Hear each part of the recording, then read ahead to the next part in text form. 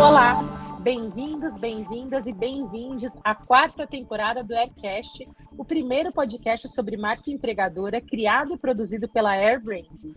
Eu sou a Bel Gama, sócia fundadora da Air, e o tema do episódio de hoje é Bayer, o processo de tropicalização de uma proposta de valor da marca empregadora para uma empresa centenária com diversas unidades de negócio. E claro que para falar da Bayer, eu trouxe uma convidada super especial que participou de todo esse processo de tropicalização de EVP, a Patrícia Leung. Vou contar um pouquinho da história da Patrícia. Ela se formou em administração pelo Mackenzie e é formada em Brand Management pela London Business School. A sua vida profissional começou como estagiária no Hospital Albert Einstein, depois atuou na área financeira de empresas como a Promon Engenharia e CPFL Renováveis. Em 2018, ela chegou à Bayer como Business Controlling Specialist, da unidade de negócios de Crop Science. Em 2019, ela deu uma virada na carreira ao assumir a cadeira de Talent Acquisition, Talent Marketing e Onboard Lead. Hoje, além de Talent Acquisition Manager, ela também cuida de Employer Brand e é Talent Marketing Manager para toda a Bayer no Brasil. Paty, bem-vinda ao Aircast. Obrigada, Bel. Super prazer estar aqui com vocês. Duas, na verdade. A Bru já entra daqui a pouquinho. E pessoas tão importantes e que nos ajudaram tanto aí nesse avanço que a Bayer fez no último ano com relação à marca empregadora. O prazer é nosso, Paty. Eu queria fazer a primeira pergunta que a gente faz aqui para aquecer o Aircast, que é o que você pode falar sobre você, que eu não contei aqui nesse currículo, que eu não falei nessa sua biografia. Joia! Antes de comentar, então, essa parte além do currículo, eu vou fazer uma audiodescrição. É uma prática que a gente tem na Bayer sempre que a gente grava um podcast ou alguma interação em que a nossa imagem não aparece, né? Só a nossa voz. Eu sou a Patrícia, uma mulher amarela com traços asiáticos. Meu pai é chinês. Eu tô vestida com uma camiseta branca de manga comprida. Tô trabalhando hoje da minha casa, aqui com um fundo, uma parede branca e um vaso aqui com flores desidratadas aqui para enfeitar um pouquinho o meu escritório. O que eu posso falar de mim que não está no meu currículo? Nossa, é difícil, porque são tantas coisas, então vou tentar resumir aqui. Eu sou filha, irmã, eu sou mãe. Acho que também não está no meu currículo e é um pouco até delicado falar isso diante dos tempos sombrios que a gente tem vivido, mas tendo morado fora do Brasil por 2 vezes, eu confesso que o Brasil é meu lugar preferido no mundo, mesmo diante de tantos problemas graves e estruturais que a gente tem por aqui. E é por isso que é aqui nesse país onde eu me sinto mais útil para dedicar os meus anos mais produtivos na vida. Eu amo a nossa música, a nossa comida, nosso povo e acho que, sobretudo, a natureza exuberante que esse país, com ecossistemas únicos, nos oferta. Eu tenho um filho, hoje ele está com 10 anos e é através da observação do meu maternar onde eu encontro as maiores reflexões e aprendizagens sobre liderança, que é a posição que eu estou hoje profissionalmente. Chega, Bel, senão vou ficar aqui falando muito mais. Que demais! Mas é muito bom, Paty, você. Primeiro eu quero parabenizar pela audiodescrição, vamos adotar aqui, vou convidar a Bruna, nossa próxima convidada. Eu também vou aproveitar esse momento, então, para me audiodescrever. Eu sou uma mulher branca, com cabelos curtos, loiros, na altura do ombro, cacheados. Eu estou vestindo uma camisa branca também, hoje está tudo combinando. E atrás de mim, hoje eu estou no escritório aqui da agência, tem uma parede de tijolinhos branca também. Obrigada por nos ajudar a deixar esse podcast, Paty, mais inclusivo para todo mundo. Vou aproveitar agora e apresentar minha segunda convidada, que quem escuta o Aircast já conhece, é minha parceira, Bruna Mascarenhas, e ela não podia faltar nessa conversa, já que foi minha parceira também nesse projeto. Para quem não conhece, a Bruna é fascinada por pesquisar e estudar o comportamento das pessoas em relação a marcas e organizações, seja como consumidoras e principalmente como empregadas. Depois de 13 anos em áreas de comunicação em marcas de empresas como Johnson Johnson, Unilever, Touch Branding e Votorantim Cimentos, ela fundou a Smartcons, a sua consultoria que se dedica a temas de employer branding, comunicação e gestão da mudança. Ele é graduado em comunicação pela Casper Libero, com MBA na GV e é mestranda em psicologia organizacional pela University of London. Ela tem certificação em employer branding pela Universo, gestão da mudança PROCE e é coautora do livro de employer branding Conceitos, Modelos e Práticas, lançado em agosto de 2020. Bem-vinda mais uma vez, Bru. Obrigada, Bel. Um prazer estar aqui com você, com a Patrícia, que a gente teve esses meses aí de trabalho no EVP tão marcantes. Muito bom estar aqui com vocês para falar desse projeto, desse trabalho, né, que foi feito e como ele tem amadurecido desde então. Bru, vou te convidar, antes da minha pergunta, esse áudio descrever também, aproveitar aqui os ensinamentos da Paty. Claro, excelente. Eu sou uma mulher branca, de cabelos lisos, castanhos e comprimento médio, olhos castanhos e uso óculos de armação escura. Eu estou vestindo uma camiseta pink de mangas curtas e estou falando da minha casa no interior de São Paulo.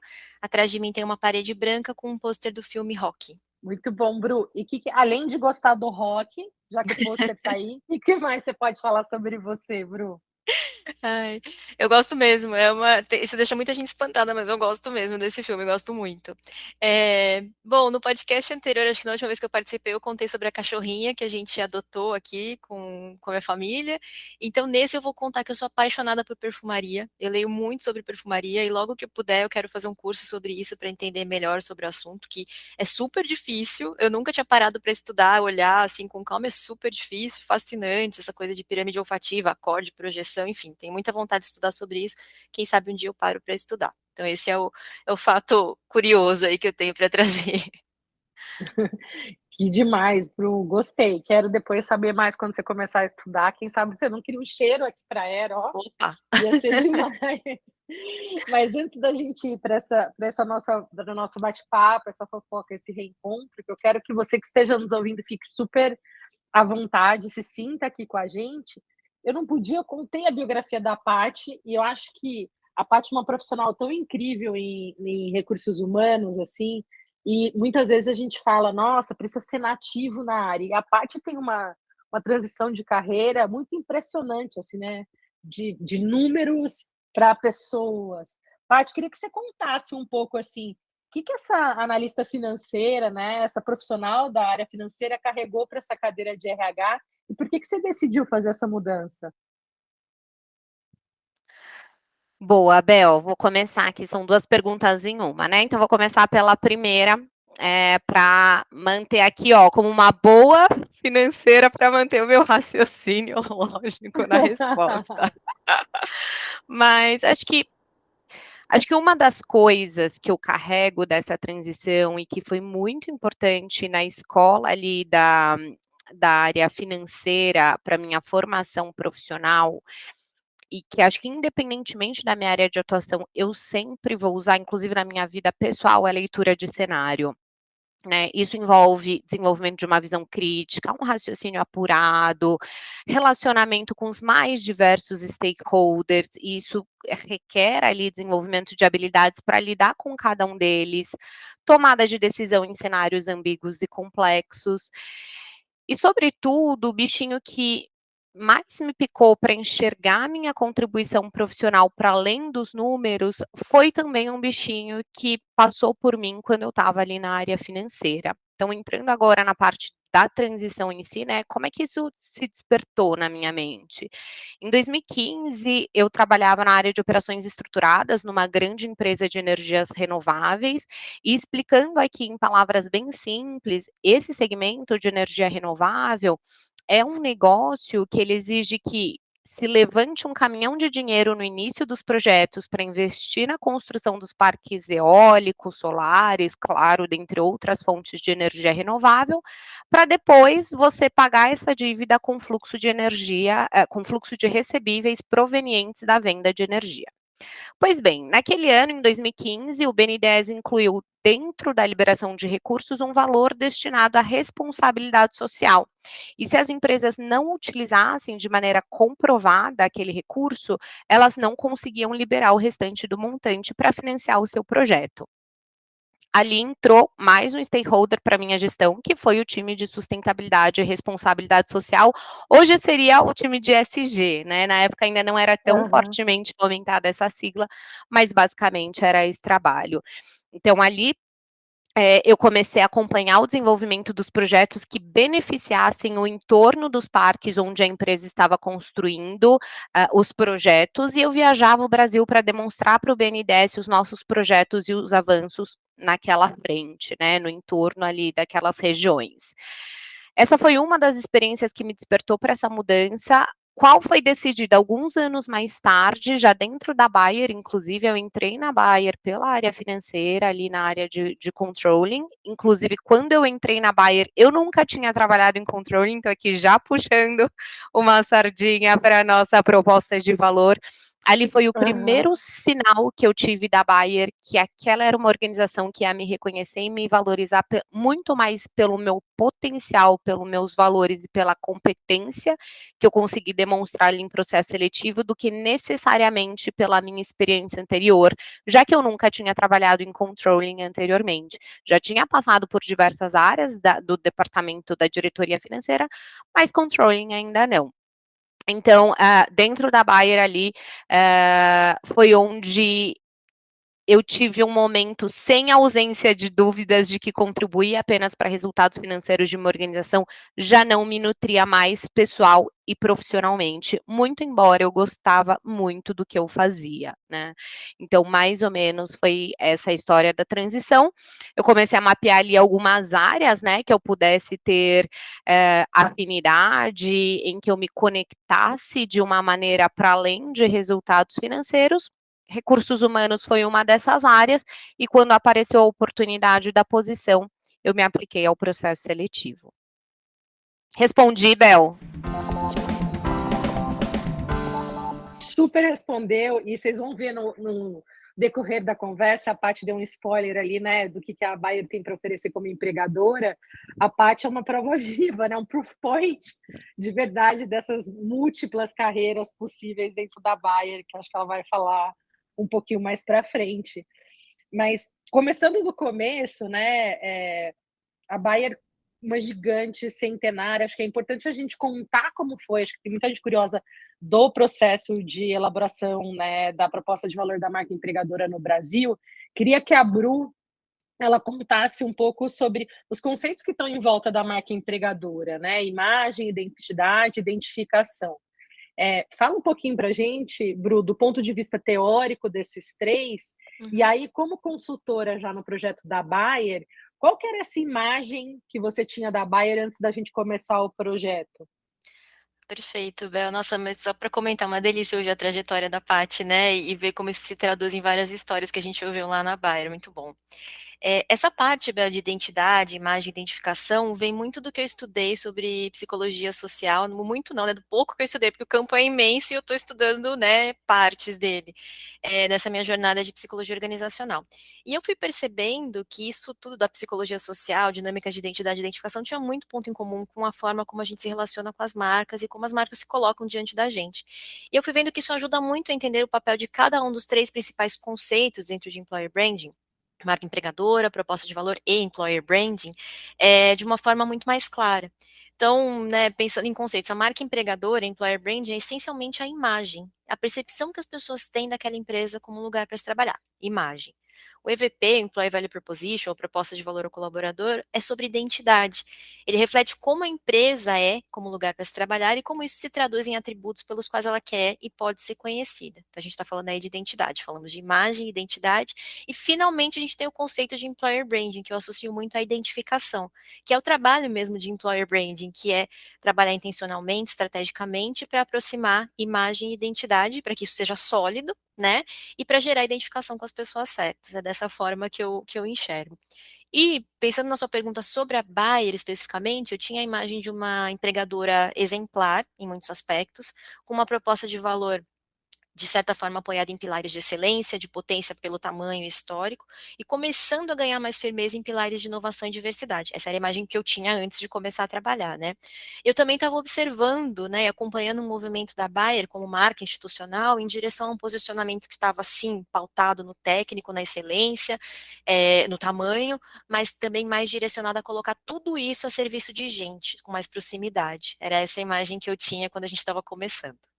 Boa, Bru. Aí queria juntar a Paty nessa conversa, né? Seguindo esse raciocínio, Paty, você que conduziu o projeto de tropicalização do EVP no Brasil, na tua perspectiva, né? Qual que é a imagem que você acha que os talentos tinham da Bayer no Brasil e qual que é a real identidade que a gente chegou como marca empregadora e que o EVP Global também chegou como marca empregadora? Legal, Bel. A Bayer ela tem características únicas, que em alguns momentos é trunfo e outros momentos é o desafio, né? Por muito tempo, é uma organização centenária, né? No Brasil com 125 anos, no mundo com mais de 150. A Bayer, como a própria Bru descreveu com uma visão corretíssima, ela é reconhecida como um sinônimo muito forte de competência, qualidade, confiança, credibilidade. Não à toa aqui na região da América Latina, alguns dos países têm o slogan, carregam o slogan "Se é Bayer é bom", né? Justamente ali pela alta excelência da marca consumidora. Por outro lado, quando a gente pensa em marca empregadora, muitas vezes, antes, né, de toda a reformulação de abordagem de marca empregadora globalmente, a gente rodou uma pesquisa e muitas vezes a gente se depara com uma imagem que as pessoas têm equivocada dessa organização. E equivocada em qual sentido? Justamente por ela ser tão forte em reputação consumidora pela excelência, muitas vezes a imagem que ela tem de empregadora é uma imagem fria, é uma imagem rígida, é uma imagem dura, né? Você tem a questão de uma multinacional alemã, que é uma cultura bastante diferente da nossa cultura brasileira. Você tem a questão de ter um vínculo atrelado ali hierárquico, burocrático, por ser uma instituição que já tem um legado muito forte construído, né? E nessa imagem de não deixar esse legado se perder, né? Essa parte burocrática vem muito associada. Tem pessoas até que durante a pesquisa se referiam a Bayer como uma grande estatal, né? Quando, na verdade, vocês puderam conhecer um pouquinho a nossa realidade, é completamente diferente.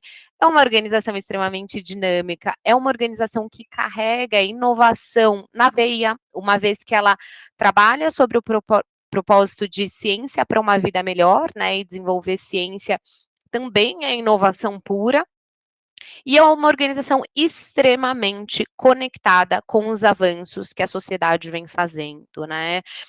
Não por isso a gente tem evidências de que ao longo de todos esses anos a Bayer passou por diversas reinvenções. E aí o grande desafio lá atrás na reformulação de abordagem global de marca empregadora, esse era o grande ponto. Como é que a gente começa a expressar a nossa marca com mais emoção, com mais curiosidade, com mais habilidade e com a demonstração do impacto poderoso que a gente faz, né? De entregar ciência para uma vida melhor através ali da nossa visão que nos une aqui em divisão de saúde para todos e fome para ninguém. Um segundo desafio da nossa marca empregadora é porque hoje a Bayer é uma organização divisional. Então, a gente tem 3 principais divisões de negócio, sendo uma voltada para a agricultura, o segundo o negócio voltado para a indústria farmacêutica e o terceiro para autocuidado, né? As 3 divisões hoje elas são extremamente importantes na sociedade, na entrega que a gente faz, né? Elas buscam endereçar soluções para as maiores questões e dificuldades que a humanidade vem enfrentando, mas no Brasil a gente ainda se depara com a maioria das pessoas reconhecendo a Bayer apenas como uma grande indústria farmacêutica. Então você tem muita gente que ainda não, você conversa assim, você conhece a Bayer? Conheço. Quando você desce para a segunda pergunta, o que a Bayer faz? Vem a indústria farmacêutica, né? Na maioria das vezes as pessoas não sabem o quão grande é a nossa divisão voltada para a agricultura, que hoje é líder, né, mundialmente e está completamente comprometida em desenhar o futuro da agricultura. Então, a imagem que as pessoas têm é bastante diferente do que o que a gente é hoje, e justamente esse foi o nosso trabalho mais denso e robusto para conseguir expressar isso, inclusive com mais pessoalidade e emoção, através da nossa proposta de valor. Gente, parece que a gente ensaiou, porque a Paty deu gancho para a próxima pergunta perfeitamente, né. A gente vai falar um pouco sobre tropicalização do EVP, e às vezes isso pode parecer uma palavra muito esquisita e complexa. Como assim tropicalização? Bru, queria que você explicasse o que é uma tropicalização do EVP e qual que foi o desafio proposto pela Bayer nesse projeto. Perfeito, Bel. Aqui no Brasil é comum a gente ter operações de empresas globais, como a Bayer, com sedes em outros países que recebem das matrizes um EVP já pronto, desenhado, e dão para o time local a missão de lançar esse EVP localmente. E mesmo que na construção desse EVP global a matriz envolva os times locais e realize pesquisas localmente, é bem difícil estruturar uma proposta de valor amplo o suficiente para ser global, com real aplicabilidade local. E quando a gente fala de marca, a gente fala muito de percepção, e percepção é muito dependente de contexto. Isso para a marca empregadora é super importante, porque um atributo que pode ser super central e super relevante para aquela marca em uma determinada geografia ali na matriz, pode não ser relevante em outra, pelo contexto. Então, essa tal tropicalização, né, essa adaptação é o trabalho de verificar como o EVP global pode se manifestar localmente em atributos, em práticas que suportam esses atributos, entre outros aspectos, para que essa proposta de valor faça sentido e tenha aplicabilidade local. Então, em linhas gerais, essa tropicalização, essa adaptação é isso. E o que é interessante comentar é que a Bayer fez isso da forma que eu considero ideal, que é delimitar os espaços que não são negociáveis da proposta de valor e abrir espaço para que, o que se construísse a partir desses pontos não negociáveis refletisse os achados de pesquisa e o contexto locais. Então, na prática, a gente tinha um mote e pilares muito bem definidos e muito bem justificados, e o nosso trabalho foi dar significados, comprovações e manifestações locais a eles. E esse jeito de trabalhar, que eu considero muito ideal para quando se fala de uma tropicalização, né, de uma adaptação de um EVP global para a realidade local, é inclusive a premissa de vários autores dessa área, né, estudiosos dessa área, que defendem que toda marca tem um núcleo identitário que não muda. Você precisa saber muito bem como, né, determinar o que não muda e onde você pode mexer. Eu acho que a Bayer fez isso muito bem, delimitando o que era não negociável na proposta de valor e abrindo bastante espaço para a gente adaptar o que era negociável a partir de pesquisas e entendimentos locais. E eu acho que algumas pessoas têm uma percepção errada, né, de que você ter esse núcleo identitário vindo do global, faz com que esse processo se torne mais fácil. E eu me lembro durante o processo, a Paty, né, foi muito incessante, assim, nessa busca da gente encontrar, cascatear mensagens locais, proof points locais para cada unidade de negócio. Paty, queria que você contasse um pouco dessa complexidade desse desafio, e este foi o desafio mesmo, é conseguir falar de uma maneira autêntica de cada um desses negócios? Oi, Bel. Foi desafio, acho que vocês podem afirmar isso junto comigo. E foi desafio no sentido de densidade mesmo, né, são 3 negócios com características bastante distintas, desde o segmento de atuação até cadeia de valor, perfil profissional que a gente vai atrair, técnico, não técnico, né, comportamental também. O cliente de cada um desses segmentos é completamente diferente. Então, toda a dinâmica ali de cada divisão, ela endereça pontos que a gente precisa personalizar e customizar para falar com esse nosso público-alvo, com esse talento que a gente quer atrair, que a gente precisa comunicar a nossa proposta de valor, né.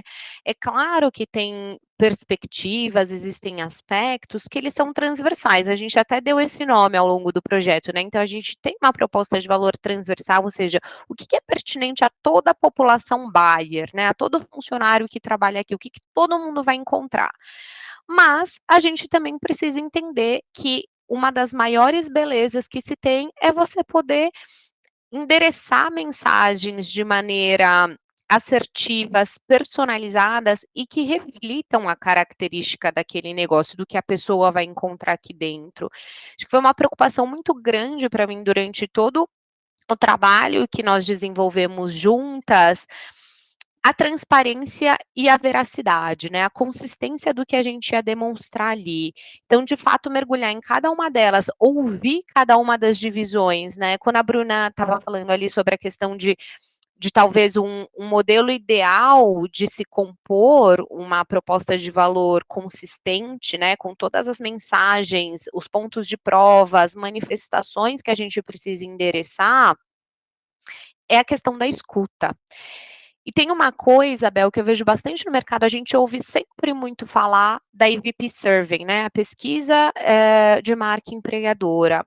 Para mim ela é muito importante, são dados quantitativos que embasam, né, qualitativos, mas o que eu gostei muito da proposta que vocês me trouxeram desde o início era a preocupação com a escuta qualitativa, que para mim é tão relevante quanto, eles são complementares, né? Então, acho que aquela densidade que a gente desceu, escutando diversas perspectivas de pessoas, desde alta liderança, não só com a visão de futuro do negócio da organização, como também ouvir a perspectiva deles enquanto funcionários, até pessoas que trabalharam na Bayer e saíram, pessoas que receberam proposta e não aceitaram, pessoas que estão dentro da organização hoje em diversos níveis hierárquicos, por focus group, por divisão, para a gente entender as dores, né? O que diferenciam ali tanto as dores quanto as belezas de cada uma delas, foi um trabalho assim extremamente gratificante poder chegar em algo tão robusto, tão sólido, e até que já dando um spoiler de resultados, né, Bel, que acho que é o melhor dos mundos, talvez seja aquele momento que a gente fala, caramba, a gente chegou mesmo onde a gente queria ter chegado, que é estar intrínseco dentro da estratégia de negócio, como foi o que aconteceu com o Consumer Health, a nossa divisão voltada para autocuidado, em que levou toda a proposta de valor, né, toda a abordagem de marca empregadora para dentro da narrativa do negócio de Consumer Health. Aquilo para mim foi extremamente gratificante em ver o resultado final do nosso trabalho. Paty, o que você está falando é tão simbólico, e eu e a Bru, a gente tem debatido tanto sobre quanti versus quali, e acho que você que é do mundo financeiro ainda falar sobre isso, me traz ainda mais calorzinho, assim, no coração. Porque, Bru, marca empregadora, é claro que as pesquisas indicam, né, temperaturas, indicam, questões que a gente precisa ter atenção, fortalezas, elas dão indicadores. Mas, Bru, é na quali, né, é nessa escuta preciosa e no debate das ideias com as pessoas que trabalham de frente, que a gente traz o molho mesmo, né, a alma para a marca empregadora. Sem dúvida, a gente não chama de employer branding, e isso é diferente de marketing de recrutamento à toa. A gente está falando, sendo muito simplista aqui, quando a gente está falando de marketing, a gente está falando das pessoas fazerem alguma coisa. A gente quer que elas tomem uma atitude em relação a alguma coisa, escolher nossa empresa para trabalhar, comprar nosso produto, enfim. Quando a gente fala de branding, a gente está falando de como a gente deseja que as pessoas se sintam em relação à nossa marca, seja ela de consumo ou empregadora. Então, seria muito difícil a gente construir algo sólido, algo impactante, sem o quali que dá muito desse sentimento pra gente, que coloca em palavras, histórias, vivências, o que as pessoas sentem em relação àquela marca de positivo, de negativo, enfim. Então é maravilhoso ouvir a Paty falando desse valor da quali, né? A gente, nos nossos projetos, a gente roda uma quanti que foi desenvolvida com o maior cuidado, né? Rigor, enfim, e carinho, mas a gente jamais abriria mão do quali, né? Então, realmente, assim, eu acho que na Bayer foi um desafio fazer o quali como tinha que ser feito, porque, né, a gente está falando de uma empresa gigante como é, mas teria sido maior o desafio justamente se do lado do cliente, como a Paty acabou de falar, não houvesse o entendimento da necessidade de toda essa escuta e do estudo dos pontos de prova, né, que sustentavam essa escuta, de como as pessoas percebiam essas vivências, essas ofertas da marca empregadora. Isso se refletiu tanto na compreensão da parte do time diretamente envolvido desde o início, de que sim, era necessário ouvir todas aquelas pessoas, mas também na qualidade das conversas que essas pessoas proporcionaram para a gente, assim, a qualidade de conversas que a gente teve com as pessoas da Bayer em diferentes áreas e níveis foi muito marcante. E outras duas coisas me impactaram muito positivamente nesses processos de escuta. Primeiro, o quão avançados em alguns temas eles já estavam dentro da Bayer em relação ao que eu esperava, né? Eu falei lá do começo da imagem que eu tinha antes de começar o trabalho. Então, eu fiquei muito impressionada com o avanço de vários temas lá dentro que a gente olhando de fora não tinha tanta noção. E segundo, o quanto a organização estava ciente e aberta para ouvir sobre pontos de melhoria, para serem trabalhados ali no curto, médio e longo prazo, para que a marca empregadora siga atrativa. E não que seja fácil, porque não é em nenhuma organização, mas a abertura para ouvir as coisas que a gente levou, não só como luzes da marca, mas também os pontos de melhoria, foi muito legal. Então, e a escuta qualificada mesmo, a escuta de qualidade que a gente teve nesse processo todo. Então, foi muito legal. Acho que você aproveitou e contou um pouco do que você aprendeu, né, Bru, do que você mais Uhum. chamou a atenção. Queria contribuir nesse debate. Eu acho que uma coisa que também que é muito importante, às vezes quando a gente faz uma proposta de EVP e mostra aquela timeline, então a gente vai fazer a compreensão, a imersão, né, vamos passo a passo, porque às vezes quando a gente olha um cronograma de EVP, fase a fase, né, com datas previstas, isso é muito importante para a gente manter o ritmo do projeto, né, a gente ter uma finalização daquilo, não é um diagnóstico por si, é um diagnóstico que vira um posicionamento, que vai virar uma estratégia. Mas acho que eu aprendi muito com a Bayer, né? E a Paty, o time dela estava muito aberto para a gente entender que a gente não sabia sobre tudo do processo, né? A gente foi se reinventando durante o processo, assim, precisamos Muito. ouvir mais, precisamos de uma outra reunião, precisamos de buscar mais essa prova, né? Essa flexibilidade da gente ir atrás do resultado. Eu falo sempre isso, a metodologia nos servir, mas a gente também servir a metodologia, né, Paty? O que você aprendeu durante esse processo que você queria compartilhar com quem está vivenciando também um EVP? Eu aprendi muitas coisas, Bel, e acho que talvez a principal, ou que talvez tenha mais me marcado com relação a eu não querer perder de vista nunca mais, está intrinsecamente ligado a isso que vocês duas já trouxeram. Não adianta a marca corporativa da Bayer falar que ela é uma marca colaborativa, que ela está aberta para co-construir com a sociedade, que ela acredita, né, que os desafios que a Bayer está disposta a enfrentar para contribuir com as principais questões que a humanidade tem passado, não serão endereçados por atores isolados, por players isolados individualmente no mercado, e sim com uma rede, né, de relacionamento, de pontes, de co-construção, com expertises associadas. Isso precisa refletir aqui dentro também, né? Não adianta eu dizer que a Bayer é uma marca colaborativa se as pessoas não vivenciam isso aqui dentro. O que eu quero dizer com isso é que eu, Patrícia, posso falar enquanto liderando atualmente essa marca empregadora sobre todos os pilares de propostas de valor que a gente pretende entregar e promete entregar, mas se os funcionários que estão aqui dentro não vivem isso na prática, se as histórias não são vivenciadas, experienciadas e contadas por eles, isso não se realiza, isso não ganha vida. Então, acho que das maiores aprendizagens que eu tive toda a proposta de valor, primeiro, ela precisa ser transparente, como a Bruna falou, e essa era uma preocupação muito grande que a gente tinha. Legal, a gente vai e deve escolher quais são as luzes que a gente vai endereçar, mas a gente também precisa endereçar algumas sombras. Isso é importante para quem toma a decisão de entrar, para quem toma a decisão de permanecer e para quem vai tomar a decisão de sair, né? E aí não tem certo e errado, existem aspirações de carreira em acordo com os nossos perfis profissionais. Eu tenho muita clareza de quais são as culturas organizacionais que não têm tanta aderência ao meu perfil, né? E é responsabilidade das organizações também deixar isso claro para os profissionais, né? Outra coisa que eu aprendi nesse processo é ter uma proposta de valor responsiva. O que isso significa?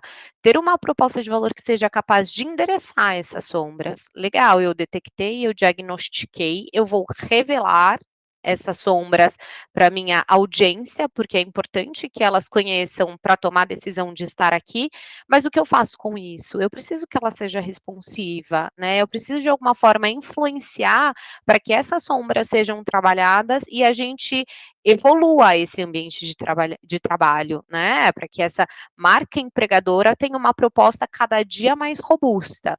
Nós, como profissionais de marca empregadora, a gente acompanha as evoluções do mercado, as evoluções sociais, inclusive, que afetam as nossas aspirações profissionais.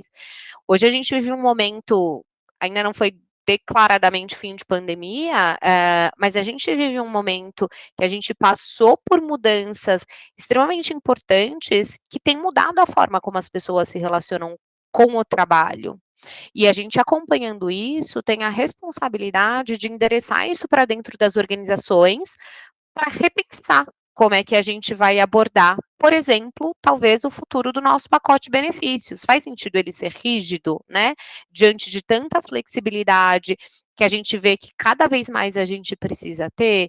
Então, como é que a gente influencia, está conectado com essas mudanças de mercado, com as aspirações profissionais, com as evoluções sociais, e influencia a organização, né, a evoluir também o ambiente dela de trabalho, para que continue sendo atrativo e tenha ali uma atmosfera propícia para os melhores talentos.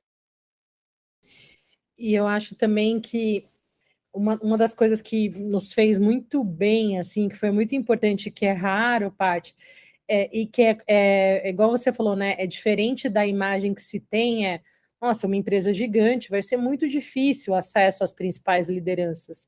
E eu acho que durante todo o nosso processo, a gente teve as principais lideranças sentadas com a gente, debatendo e dando a devida importância o tempo inteiro, né? Da CEO a todos os presidentes de negócio, as diretorias, os times de RH das áreas o time do negócio como um todo. Acho que isso foi muito marcante, né, Paty? Demais, Bel, até Priorizaram o mesmo tema, né? muito, e assim, eu até acabei nem comentando esse ponto, porque acho que, de novo, vou puxando sardinha aqui para a Bayer. Tem temas, esse, por exemplo, que a gente trabalhou, assim como inclusão e diversidade, são temas em que a Bayer fez uma decisão de considerá-los como estratégico. Isso significa que ele vai compor todas as estratégias de negócio e, portanto, a alta liderança não só participa ativamente dessas discussões, dessas tomadas de decisão com relação a esses temas, como também fomentam essas culturas dentro da organização, porque é um processo de transformação cultural, é um processo de amadurecimento, né? Esses dois exemplos que eu dei, tanto com relação à marca empregadora, que é um assunto novo, né? É um assunto recente, não só na Bayer, mas no mercado de uma maneira geral, assim como a inclusão e diversidade, que é um tema que a gente vem avançando consistentemente, porque na Bayer é um tema também que a alta liderança já se apropriou, já considera parte integrante da estratégia de negócio e fomenta isso culturalmente dentro da organização.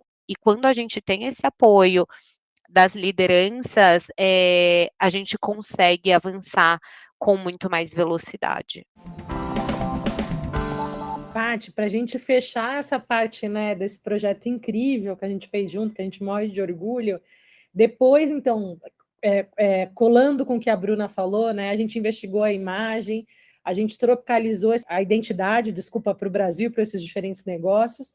E aí, como é que foi essa parte de identificação? O que você tem feito agora, né, pós-EVP, para garantir que os principais pontos de contato do candidato ou do colaborador estejam vendo essa marca empregadora viva? E aí, já puxando para o futuro, quais são os próximos desafios que você vai trabalhar para fortalecer e para elevar a maturidade dessa marca empregadora? Legal, Bel.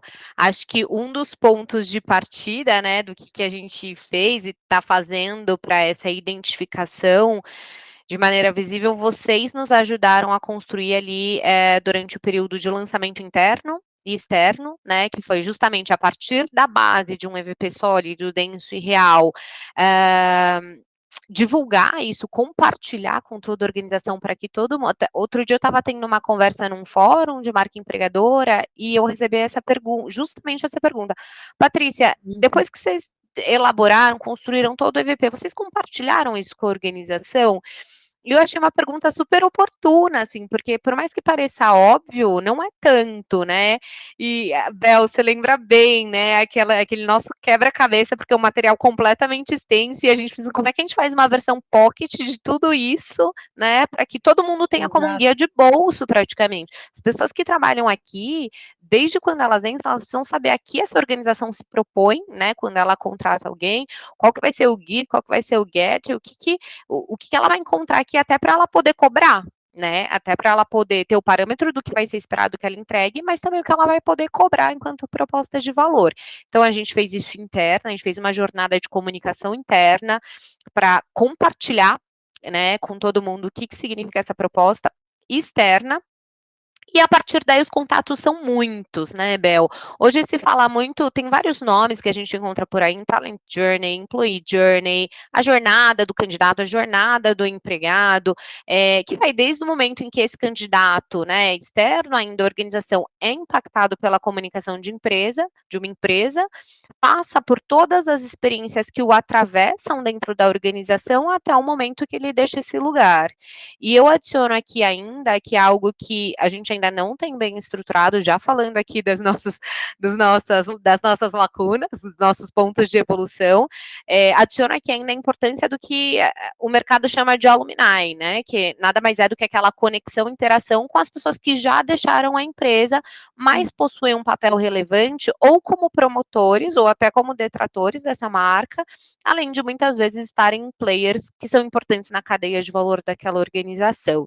Por isso é extremamente importante que se tenha, né, depois do EVP, é que assim, é um trabalho tão denso que às vezes a gente até cansa quando termina, mas é importante que mesmo depois, né, dessa base sólida, se mantenha uma estratégia que seja revisitada com frequência para o posicionamento de cada um desses momentos e sejam compartilhados não só com toda a organização, como eu comentei, mas também com os principais stakeholders que vão dar vida nisso. Então, a gente fez workshops com times de comunicação, com os times de recrutadores, com as principais pessoas que no dia a dia vão colocar isso para jogo, né? Seja através dos canais de comunicação com ampla capilaridade para se chegar nos públicos que se pretende, daí do nosso lado, seja através da presença em sites de avaliação orgânica ou rankings de marca empregadora que dizem muito sobre aquele empregador, e seja através da própria consolidação de práticas, políticas e programas internos que tornem essa proposta de valor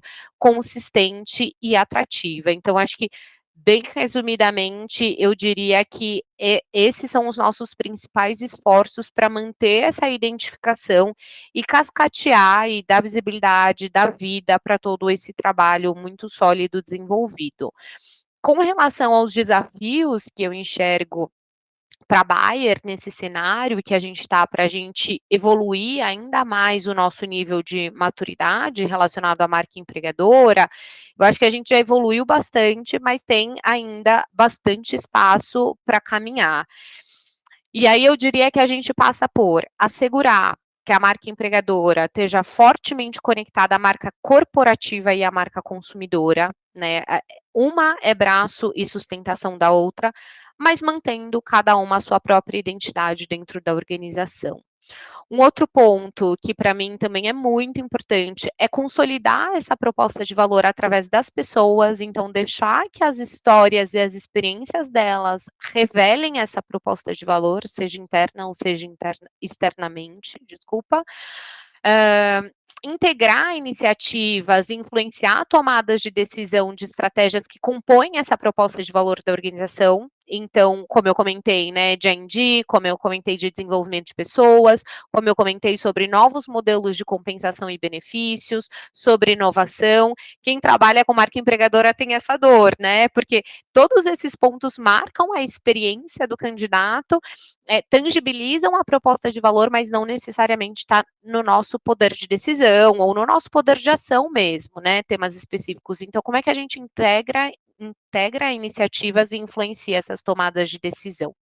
E, por fim, Eu acho que o engajamento, Bel, especialmente nos novos modelos de trabalho que a gente tem vivenciado. No caso da Bayer, a gente adotou um modelo de trabalho flexível, e a gente chama de flexível porque ele não é nem híbrido, na verdade, né? O modelo ele é formado dentro de cada área em acordo com o diálogo e governança que cada área, o líder e liderado estabelece ali para a sua rotina. Então, eu, por exemplo, não tenho obrigatoriedade de X dias por semana ao escritório, né? Essa é a governança que a minha diretoria estabeleceu. Por isso que a gente chama de flexível e não híbrido. Muitas vezes nem chega a ser um híbrido. Tem vezes que eu fico um mês sem ir para o escritório, por exemplo. Então, a gente deixa esses momentos muito mais para conexão, interação, construção conjunta. E aí, como é que a gente promove engajamento organizacional, né? Desenvolve soluções para tornar a nossa proposta de valor real e tangível para quem tem essa flexibilidade de escolher o presencial ou o remoto. Então, esse é um desafio que a gente tem encontrado. Então, quando a gente quer fazer uma ativação, por exemplo, de alguma coisa que é transversal à organização, a gente tem que sempre considerar o público que está remoto e o público que está presencial. Como é que a gente chega na experiência dessas duas perspectivas? Eu acho que uma saída legal, só para vocês terem ideia, né, Paty? A gente chamava de invasões, né? A gente entrava nas dailies, né, dos negócios para falar sobre o assunto de marca empregadora, para puxar o engajamento, falar a oportunidade disso. Então, também é isso, né? A gente se aproveitar dos rituais já existentes e conseguir ir introduzindo cada vez mais o assunto, até para quem está distante ou para quem está presente, né? Perfeito. Para a gente fechar, então, Bru, queria que você fizesse um resumão aí para quem, eu acho que, com certeza, como eu, adorou esse bate-papo, foi uma aula de uma empresa super admirável, de um projeto complexo, mas que deu um resultado incrível, pelo menos acho que do nosso ponto de vista, e a gente tem visto aí nas redes, nos pontos de contato evoluindo. Para quem quiser se aprofundar mais, Bruna, na temática de marca empregadora, o que você indica de conteúdo, livro, podcast, influenciador para seguir? Perfeito, Bel, foi um aulão isso, né? Eu vi a Paty e eu vi você também, a gente discutindo esse projeto que foi tão complexo e completo, né? E que segue crescendo, segue amadurecendo, é realmente um aprendizado incrível. Acho que quem ouviu vai ter tirado muita coisa boa dessa conversa. Falando em dicas, Bel, eu acho que perfis do LinkedIn, começando por eles, assim, gente que produz conteúdo que eu acho bacana seguir, que acrescenta muito. Tem os de fora, então tem o James Ellis, o Nate Guggia e a Emily Firth, que escrevem conteúdo muito bom no LinkedIn em inglês, mas assim, né, fácil traduzir, e eles trazem sempre provocações e vivências muito sólidas na área e muito diferentes, assim, eles têm pontos de vista diferentes, que sempre provocam a gente a evoluir, refletir, então eu gosto muito de seguir. O James Ellis, aliás, tem 2 livros incríveis sobre Employer Branding, gratuitos, disponíveis na internet, então é só ir lá no perfil dele no LinkedIn, tem os livros lá abertos para quem quiser ler, conteúdo muito bom, muito bom. E eu também gosto muito a Paty falou em algum momento sobre o Give and Get, né, da marca empregadora, um outro livro que é muito referência, que justamente tem esse nome, o Give and Get, do Brian Adams e da Charlotte Marshall. Infelizmente, esses livros não estão disponíveis em português ainda, mas dá para ter acesso pelo Kindle, enfim, num valor mais acessível, muito bacana, muito bom.